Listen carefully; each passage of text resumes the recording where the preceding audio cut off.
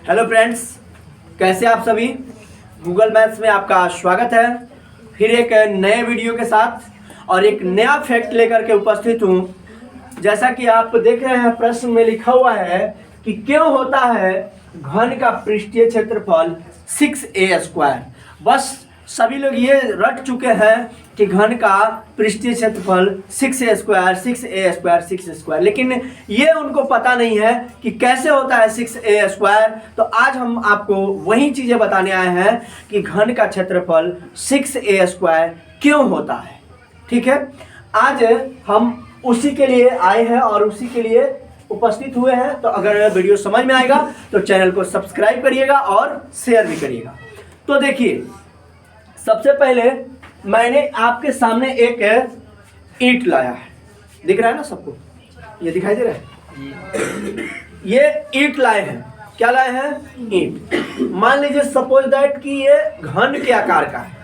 ठीक है, ये दिख तो रहा है घनाभ, लेकिन है घन के, मानना है। ठीक है, इससे नहीं हो रहा है। मैं इसको देखता हूं, यहाँ पे देखिएगा, ये मैं एक बॉक्स लिया हूं और ये बॉक्स एक घन के आकार का है। किसके आकार का है? घन के आकार का। किसके आकार का है? घन का। अब ध्यान से देखिएगा, अब मैं बता रहा हूं आपको कि घन जो होता है वो वर्ग से मिलकर के बना होता है। किस चीज से मिलकर बना होता है? वर्ग। तो इसमें 6 सतह है। 6 क्या है? सतह है। और वो 6 सतह कौन कौन से हैं, पहले मैं आपको उसे दिखा दूं। पहला सतह ये है, पहला सतह ये है, घन का पहला सतह ये है और ये वर्ग है। क्या है? वर्ग। क्या हुआ? वर्ग। तो ये वर्ग है, तो इस वर्ग का क्षेत्रफल कितना होगा? a², यानी कि भुजा स्क्वायर। पहला वर्ग का क्षेत्रफल क्या हो गया? भुजा स्क्वायर। समझ में आया? यहाँ एक है तो पीछे, इसके पीछे भी, बैक में भी एक वर्ग होगा। हाँ या ना में जवाब दीजिए। ये आगे एक है तो ये पीछे भी एक होगा। इसका मतलब है कि उसका भी क्या लिखेंगे हम लोग? भुजा स्क्वायर। समझ में आया? नेक्स्ट, ये और ये हम लोग ले लिए, इसको और इसको हम लोग ले लिए। अब बचा है ये, तो ये भी है एक वर्ग। माने मानना है, उस प्रकार का डिब्बा नहीं है, लेकिन इसको मानना है कि ये भी क्या है? वर्ग है। तो ये एक वर्ग है, तो फिर इस वर्ग का क्षेत्रफल भी क्या हो गया? भुजा स्क्वायर। जब इधर एक वर्ग ले रहे हैं तो इधर भी एक वर्ग होगा जी। तो इधर भी एक वर्ग हो गया। इसका मतलब है कि इसका भी क्षेत्रफल क्या हो जाएगा? भुजा स्क्वायर। ठीक है, फिर देखिए ध्यान से, अब ये वाला ले लिए हैं, ये वाला ले लिए हैं, ये वाला ले लिए हैं और ये वाला ले लिए हैं। अब बचा है ये वाला, ये भी एक वर्ग है। इसका भी क्षेत्रफल क्या हो जाएगा? भुजा स्क्वायर। हाँ या ना में जवाब दीजिए। जब इधर वाला एक वर्ग है तो फिर इधर वाला भी एक वर्ग होगा। इसका मतलब है इसका भी क्षेत्रफल क्या हो जाएगा? भुजा स्क्वायर। अब आ गया आपका आंसर। इस भुजा स्क्वायर के लिए आप a² लिख सकते हैं, a² लिख सकते हैं, a² लिख सकते हैं, a² लिख सकते हैं और a² लिख सकते हैं और a² लिख सकते हैं। इन सबको जोड़ दीजिए तो 6a² हो गया।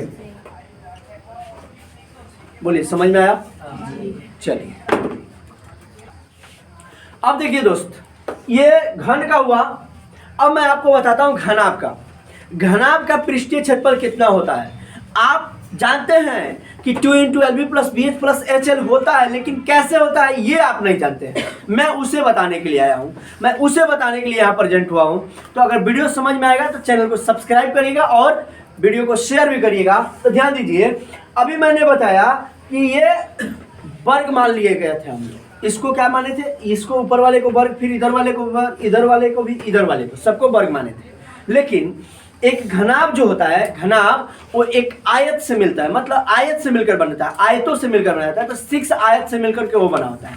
कितने आयत से मिलकर बना होता है? 6। तो मैंने कहा दोस्त, यहाँ से यहाँ तक ये आयत है, ये पूरा क्या है? आयत है। तो यहाँ से यहाँ तक इसकी लंबाई होगी, लंबाई होगी कि नहीं? और यहाँ से यहाँ तक इसकी चौड़ाई होगी। तो ये लंबाई हो गया और ये चौड़ाई हो गया। तो आयत का क्षेत्रफल क्या होता है जी? लंबाई गुणे चौड़ाई। यहाँ बताता हूँ, ध्यान दीजिएगा। इधर बताऊँ? यहाँ से, यहाँ नहीं।